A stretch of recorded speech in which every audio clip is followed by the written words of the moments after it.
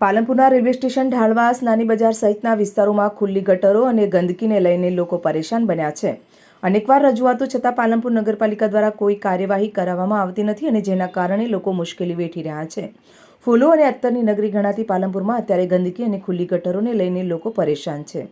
પાલનપુર શહેરના કીર્તિસ્તંભથી railway station road, ઢાલવાસ road, નાની બજાર રોડ, રાજગઢી રોડ સહિતના વિસ્તારોમાં ખુલ્લી ગટરો તેમજ ગંદકીના ઢગલાઓને લઈને સ્થાનિક લોકો ત્રાહિમામ પોકારી ગયા છે.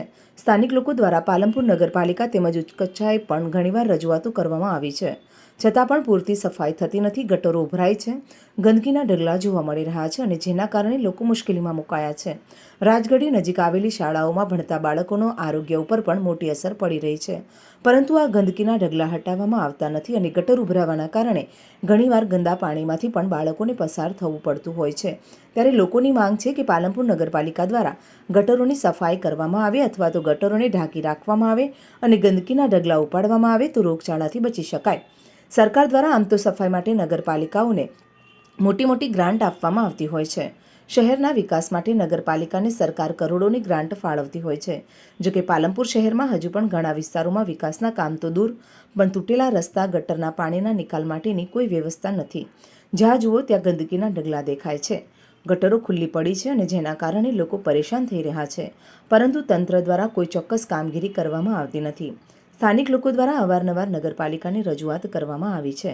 ગુજરાત સરકારમાં પણ રજૂઆતો કરવામાં આવી છે. જોકે શહેરના અમુક વિસ્તારોમાં હજુ પણ ગટર ઉભરાઈ રહ્યું છે અને ગંદકી ફેલાઈ રહી છે, પરંતુ કોઈ કામગીરી કરવામાં આવતી નથી. પાલનપુરના બારડપુરા, નાની બજાર, માલણ દરવાજા, રેલવે સ્ટેશન રોડ સહિતના વિસ્તારોમાં ભૂગર્ભ ગટરના ઢાંકણાઓ ખુલ્લા જોવા મળી રહ્યા છે. ત્યારે તાજેતરમાં જ સુરતમાં ગટરમાં પડી જવાથી એક બાળકનું મોત નીપજ્યું હતું. પાલનપુરમાં પણ આવી જ પરિસ્થિતિ વર્તાઈ રહી છે. એટલે પાલનપુર નગરપાલિકા દ્વારા શું કોઈનો ભોગ લેવાય તેની રાહ જોવામાં આવી રહી છે. અનેકવારની પાલિકામાં રજૂઆતો કરવા છતાં પણ નગરપાલિકાના સત્તાધીશોના પેટનું પાણી હલતું નથી. નગરજનો હાલાકી ભોગવી રહ્યા છે. પાલનપુર નગરપાલિકા દ્વારા કોઈ નિકાલ આવતો નથી. ગંદકીના કારણે બાળકોનું આરોગ્ય સામે પણ ખતરો ઊભો થયો છે. રોગચાળો ફેલાવાની પણ દહેશત સેવાઈ રહી છે.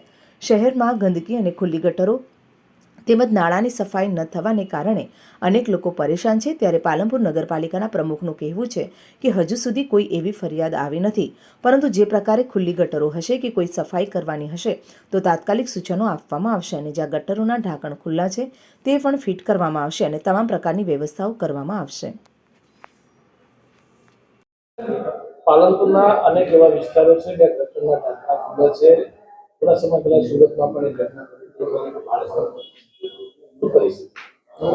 સુરતમાં જે ઘટના બની એના અનુસંધાને લાગતા વળગતા એચઓડીને બોલાવીને અને મારે વાત પણ થઈ ગઈ કે આપણા પાલનપુરમાં પણ આ પ્રકારના કોઈ ઢાંકણાઓ હોય તેને સત્વરે એ કામ કરી દેવું એવી સૂચના જે એચઓડીને અપાઈ ગયેલી છે. એ જે એમને કંઈક સર્વે કર્યો નથી, પણ ક્યાંક એવું મને જાણવા મળ્યું છે કે આપણા પાલનપુરમાં આ પ્રકારના છે નહીં, પણ હશે તો અમે તાત્કાલિક એનો સર્વે કરીને અને કરાવી દઈશું.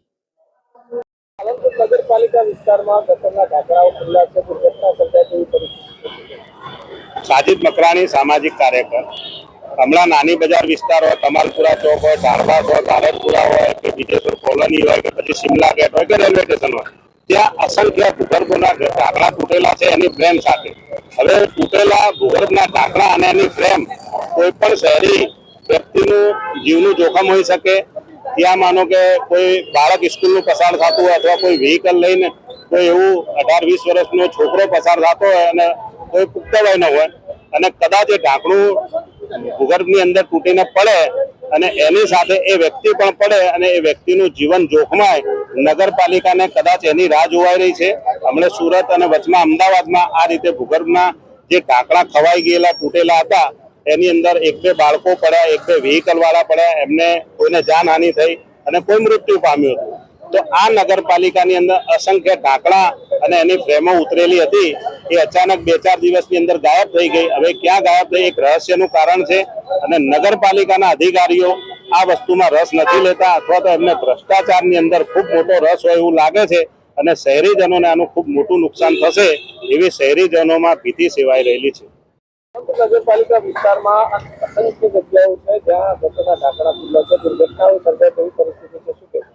પાલનપુર નગરપાલિકા વિસ્તારમાં રેલવે સ્ટેશન હોય, બારડપુરા હોય, કે અમારા વોર્ડમાં નાની બજાર હોય, હુસેની ચોક હોય અને પાલનપુરના આવા ઘણા મોટા વિસ્તારો છે કે જ્યાં ગટરના ઢાંકણા આ રીતે ખુલ્લા છે.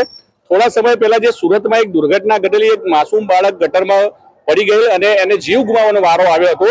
એવી દુર્ઘટના પાલનપુરમાં ન ઘટે તેના માટે અસંખ્ય વાર મેં નગરપાલિકામાં રજૂઆત કરેલી છે, છતાં પણ કોઈ પણ પ્રકારનું ધ્યાન આપવામાં આવતું નથી.